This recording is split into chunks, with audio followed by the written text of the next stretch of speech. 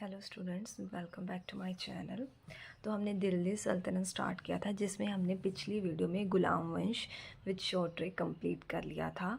आज हम जो है वो खिलजी वंश स्टार्ट करेंगे और एंड में प्रीवियस ईयर क्वेश्चन प्रैक्टिस भी करेंगे। तो हम स्टार्ट करते हैं खिलजी वंश। खिलजी वंश जो है ये इसका कार्यकाल 30 वर्ष तक रहा है और ये सबसे कम समय तक जिसने शासन किया है वो है खिलजी वंश। ठीक है, तो ये कब से कब तक रहा है? 1290 से 1320 ईस्वी तक। ठीक है, खिलजी वंश में जो वो निमन तुर्क के ही लोग थे। ये हमें कहाँ से पता चलता है? ये मोहम्मद हबीब ने बताया, एक इतिहासकार थे और इन्होंने ही खिलजी क्रांति के बारे में भी लिखा था। ठीक है, यही फर्स्ट राजवंश था जिसने दक्षिण भारत को जीता था। पहली बार इन्होंने केंद्रीय सेना बनाई थी, जिसमें 4.75 लाख जो है वो घुड़सवार सैनिक थे। ठीक है, अब इनके जो भी सुल्तान रहे हैं उनको याद करने के लिए पहले ट्रिक देखेंगे। आपने वर्ड याद रखना है जामुन। खिलजी से देखो ना, आप कैसे याद रखोगे? जामुन को भी याद रखने के लिए, खिलजी मतलब खाना, खिलजी वंशा तो क्या खाना है? जामुन। जे से जलालुद्दीन खिलजी, ए से अलाउद्दीन खिलजी, एम से मुबारक खिलजी, एन से नसरुद्दीन खुसरा शाह। ठीक है, जो कई बार क्या होता है कि अंतिम शासक है ना, वो तो मोस्टली वैसे मुबारक खिलजी को, अब ये ऑप्शन पे है, कई बार तो ये नहीं होता है तो आप मुबारक खिलजी को लगाएंगे, क्योंकि जो ये नसरुद्दीन शाह जी हैं इनका जो टाइम पीरियड है बड़े कुछ दिनों के लिए ये गद्दी पर बैठे थे, तो इसलिए मेन जो जिन्होंने शासक किया था अंतिम समय के लिए वो मुबारक खिलजी को ही मानते हैं। और जो मोस्ट ऑफ द क्वेश्चन 90% जो क्वेश्चन अगर आपको इसमें से आएगा तो वो अलाउद्दीन खिलजी के रिलेटेड ही आएगा। हम इनको मोस्ट डिटेल में पढ़ेंगे और बाकी के थोड़े थोड़े इंपॉर्टेंट देखेंगे। तो पहला जो शासक है वो है जलालुद्दीन फिरोज़ खिलजी जी। इनका टाइम पीरियड है 1290 से 1296। इनको उपाधि क्या मिली है? दीवान ए बख्फ। इसका मतलब क्या है? गरीब मुसलमानों को दान। ठीक है, 70 वर्ष की आयु में ये गद्दी पर बैठे थे। ये सबसे बूढ़े सुल्तान थे। सबसे बूढ़े सुल्तान कौन थे दिल्ली सल्तनत में? तो वो थे जलालुद्दीन फिरोज़ खिलजी। इन्होंने जो कैपिटल है वो किलोखरी बनाई थी। ठीक है, अब देखो हमने ट्रिक क्या याद की थी? जामुन। जामुन किस में खाओगे? कैसे बिकते हैं? किलो में ना, तो किलोखरी। ठीक है, ये ज़मीन पर बैठने वाला सुल्तान था। ये कोई अपने आसन पे या गद्दी पे नहीं बैठते थे, ज़मीन पर बैठने वाले थे। इनका दामाद और भतीजा, उनका क्या नाम था? अलाउद्दीन खिलजी। इन्होंने दक्षिण भारत का अभियान चलाया था। क्या किया था उन्होंने? देवगिरी का अभियान। तब वहाँ के राजा कौन थे? रामचंद्र राय। उनकी पुत्री का क्या नाम था? छत्रपाली। तो अलाउद्दीन खिलजी ने जो है रामचंद्र राय की पुत्री के साथ जो है वो विवाह किया था। और जो जलालुद्दीन फिरोज शाह की जो खिलजी जी की जो हत्या है वो किसने की थी? अलाउद्दीन खिलजी, उनके दामाद व भतीजा ने ही की थी। कब? 1296 ईस्वी में। जिसमें मेन आपने याद रखना है, सबसे बूढ़े सल्तनत थे, 70 वर्ष की आयु में गद्दी पे बैठे और ज़मीन पे बैठने वाले थे। ठीक है, मेन अब हम करेंगे अलाउद्दीन खिलजी के बारे में। अलाउद्दीन खिलजी का टाइम पीरियड 1296 से 1316 ईस्वी। इनको उपाधि मिली है द्वितीय सिकंदर या सिकंदर सानी। ठीक है, तो कई बार क्वेश्चन आता है कि द्वितीय सिकंदर को के नाम से किस को जाना जाता है, तो अलग अलग ऑप्शन है, तो उसका सही ऑप्शन क्या आएगा? अलाउद्दीन खिलजी। ठीक है, इनको निरक्षर सुल्तान भी कहा जाता है। इनका बचपन का क्या नाम था? अली गुशास्प। जन्म के समय इनके पिता की मृत्यु हो गई थी। 6 वर्ष की आयु में माता की मृत्यु हो गई थी। ठीक है,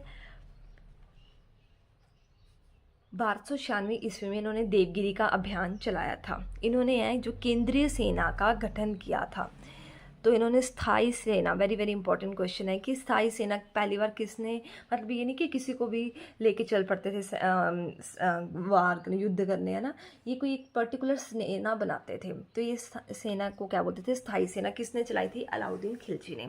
नगद वेतन देते थे। ये घोड़े दागने का काम करते थे, मतलब घोड़ों पे चिन्ह निशान लगाते थे, मतलब दाग। सैनिकों को हुलिया लिखने, मतलब इसका मतलब क्या है? जैसे पहले टाइम तो ये तो होता नहीं था, कैमरा होता था तो फोटोज़ खींच लेते थे सैनिकों की, नहीं, उनका हुलिया लिखते थे, मतलब उनका स्केच बना के रखते थे। मंगोलों के 6 आक्रमण हुए हैं अलाउद्दीन खिलजी के टाइम में। इन्होंने 2 नए कर स्टार्ट कराए थे, चराई कर और गड़ी कर। चराई कर किसके लिए था? दुधारू पशुओं के लिए। और गड़ी कर किसके लिए था? घर एवं झोंपड़ी के लिए। 1299 ईस्वी में गुजरात विजय अभियान। ये किसके द्वारा चलाया गया? तब राजा कौन थे? कर्ण। ठीक है, उनकी पत्नी क्या नाम था? कमलाबाई। ठीक है, इनका विवाह किससे हो गया फिर? अलाउद्दीन खिलजी से। गुजरात पे विजय बयान, तब राजा ये थे, वो हार गए, तो इनकी पत्नी से विवाह किसने कर लिया? अलाउद्दीन खिलजी जी ने। नेक्स्ट है कि मलिक कफूर कौन थे? एक हिंदू हिजड़ा थे, इसे 1000 दिनार में खरीदा गया था, इसलिए इसको 1000 दिनारी की उपाधि मिली है, या फिर इसे सल्तनत का रुस्तम भी कहा जाता है। ठीक है, इतना आप देखोगे। गुजरात विजय अभियान 1299 में चलाया था। उसके बाद आता है रणथंभौर का अभियान, 1310 ईस्वी में जीता था। तब किसका शासक था? हमीर देव का।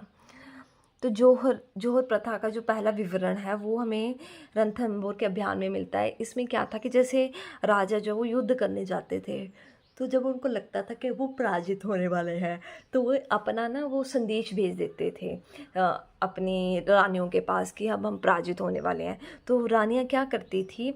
अग्निकुंड में छलांग लगा के अपनी जान दे देती थी, जिसको जोहर प्रथा बोलते थे। तो इसका पहला विवरण कहाँ से मिलता है? रणथंभौर में। ठीक है, उसके बाद चित्तौड़गढ़ का अभियान 1303 ईस्वी में। पद्मावत में आपने देखा होगा, उसमें भी दिखाया गया है जोहर प्रथा। राजा तब कौन थे? रतन सिंह थे। उनके सेनापति कौन थे? घोरा और बादल। उनकी पत्नी कौन थी? पद्मावती जी। ठीक है, ये सिंहलगढ़ की राजकुमारी थी। इनका उल्लेख कहाँ से मिलता है? पद्मावत से। इसके लेखक कौन है? मलिक मोहम्मद जायसी। ठीक है, अब राजा रतन सिंह के दरबार में एक साधु आया था, तो उन्होंने उसे वापस भेज दिया। ठीक है, उसकी बेइज्जती करके, तो उसे फील हुआ, तो उसने अलाउद्दीन खिलजी को बताया पद्मावती के बारे में कि एक रानी है, बहुत ही वो सुंदर है। तो अलाउद्दीन खिलजी गए राजा रतन सिंह के पास कि मुझे उसका दर्शन करवाओ। पहले तो वो माने नहीं, फिर उन्होंने क्या किया, उन्होंने एक स्कीम लगाई कि उन्होंने डायरेक्ट उनके दर्शन नहीं करवाए, एक मिरर लगवाया, उनके सामने रानी को खड़ा किया, फिर पानी का नीचे टैंक सा रख दिया, उसमें उसकी जो इमेज बन रही थी उसमें वो दिखाई उसको।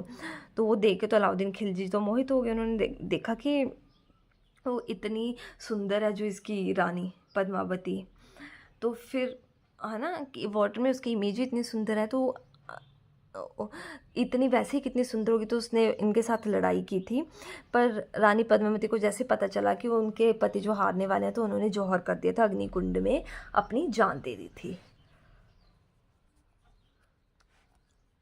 अलाउद्दीन खिलजी के जो सेनापति हैं एक जफ़र खां, वो मंगोलों के विरुद्ध लड़ते हुए जो उनकी मृत्यु हो गई थी। वेरी वेरी इंपॉर्टेंट क्वेश्चन, कौन से सेनापति की मंगोलों के साथ लड़ते समय मृत्यु हो गई थी? तो वो थे जफ़र खां। ठीक है, अलाउद्दीन खिलजी जी ने बाजार नीति चलाई थी। वो क्या था? मूल्य नियंत्रण प्रणाली, मतलब फिक्स रेट होगा। बाजार में गैर कानून कार्यों को रोकने के लिए अलाउद्दीन खिलजी ने शहना मंडी बनाई। खरीद बिक्री का कार्य, मतलब एक मंडी बनाई थी गैर कानून।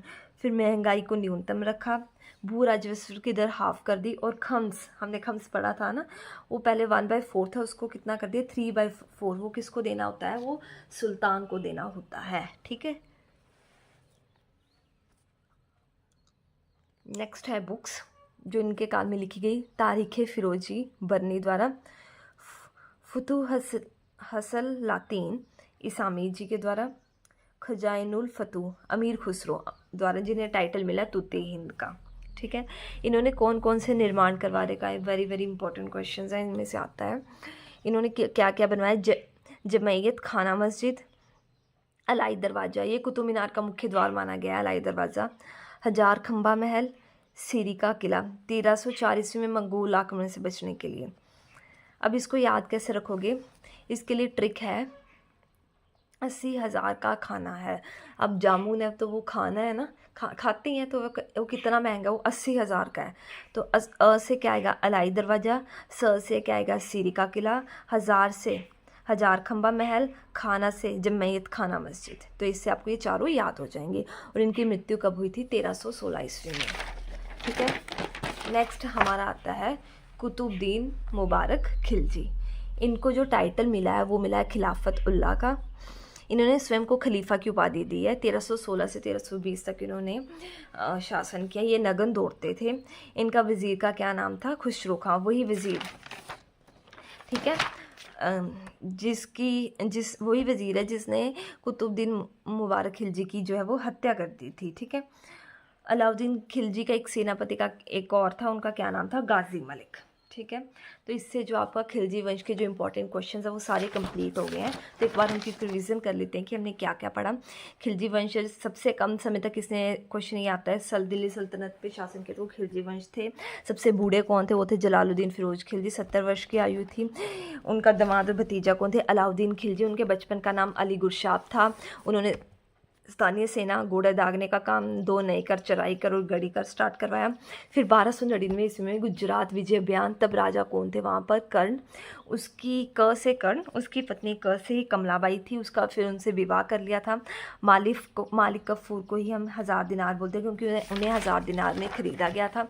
फिर रणथंभौर का हमीर देव थे। चित्तौड़गढ़ का अभियान तो राजा कौन थे, रतन सिंह जी थे। ठीक है, उसके बाद जफ़र खां है, वो मंगोलों के विरुद्ध लड़ते समय उनकी मृत्यु हो गई थी। बाजार नीति चलाई ताकि जो है महंगाई कम हो, उनके टाइम की बुक्स। और तब उसके बाद हमने देखे क्या उनके निर्माण कार्य, और उसके बाद हमने देखा कुतुबुद्दीन मोहम्मद खिलजी। ठीक है, जिन्होंने स्वयं को खलीफा की उपाधि दी थी। अब हम करते हैं प्रीवियस ईयर क्वेश्चन प्रैक्टिस। तो फर्स्ट क्वेश्चन है, अलाउद्दीन खिलजी के प्रसिद्ध सेनापतियों में किसकी मंगोलों के द्वारा विरुद्ध लड़ते समय मृत्यु हो गई। ए जफ़र खां, बी अल्प खां, सी नुसरत खां और डी अयूब खां। तो इसका सही आंसर क्या आएगा, ए जफ़र खां। कौन सा सुल्तान नया धर्म चलाना चाहता था किंतु उलेमाओं ने विरोध किया। यूपीपीएससी में आया, तो ये शायद मैंने आपको वीडियो में नहीं बताया, बट इसका सही आंसर आएगा अलाउद्दीन खिलजी। अलाउद्दीन खिलजी एक नया धर्म चलाना चाहते थे, लेकिन उलेमाओं ने जो इसका विरोध किया था, फिर इन्होंने नया धर्म नहीं चलाया था।